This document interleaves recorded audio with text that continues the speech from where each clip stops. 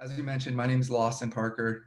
My colleague here is Justin Bradshaw. We're both second-year students at Rocky Vista. Our faculty mentor has been Dr. Amanda Brooks. She has been great, and we wanted to make sure that she was acknowledged in this presentation. Our project focused on the utilization of tonometers, glaucoma screenings in the prevention of glaucoma for the medically underserved. This is very important to all primary care physicians, especially family medicine, because glaucoma is the leading cause of irreversible blindness worldwide. So the likelihood that we are going to encounter a patient dealing with glaucoma or in the early stages of a glaucoma and needing our attention to recognize that is very high.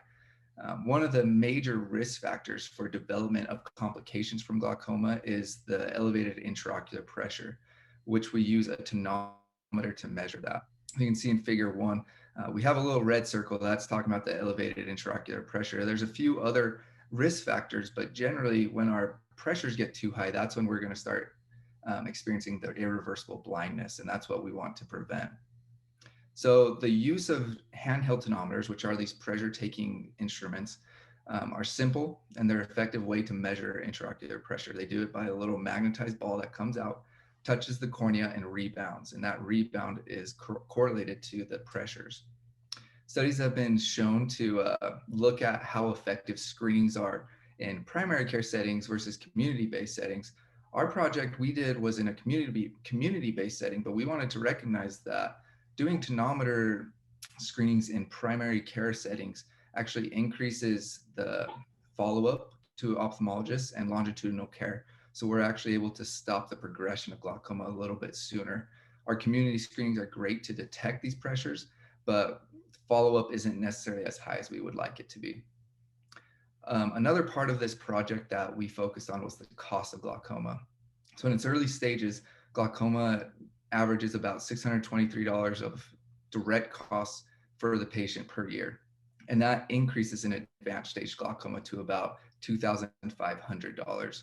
So catching it early helps save our patients money, saves our healthcare system money, which is obviously really good for us.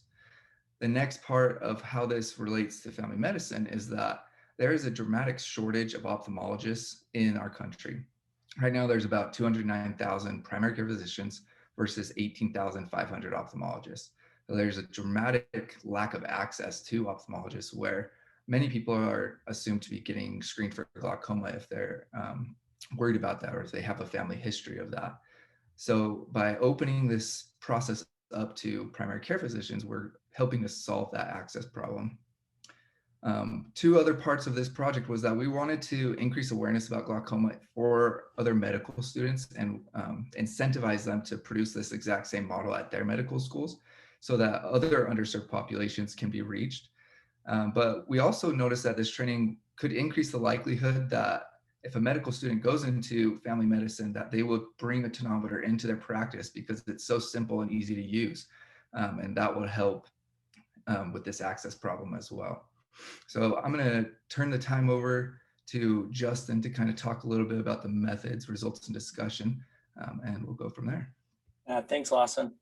As far as the methods for this project, medical students received training on how to use a tonometer and then measured pressures from eyes of random participants who were 45 years old and older at local fairs. And we used semi-private booths to do that. The layout for these booths is shown in figure 2. If a participant had a pressure above 21 millimeters of mercury or another glaucoma risk factor, they were also referred to an ophthalmologist. We also collected their demographic information and resident addresses to later input these addresses into hrsa.gov to determine if these participants lived in medically underserved areas and populations. So for the results, over the course of the project, we were able to screen 177 individuals using this method. 21% participants had pressures above 21 millimeters of mercury in at least one eye. Overall, 43 individuals indicated they were from medically underserved areas.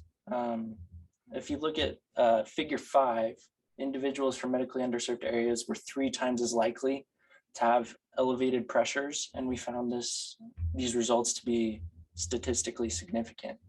And this is substantial for family medicine because it means doctors on the front lines in rural communities and volunteers can be more tactful and efficient in finding individuals at risk for glaucoma by screening in these underserved areas.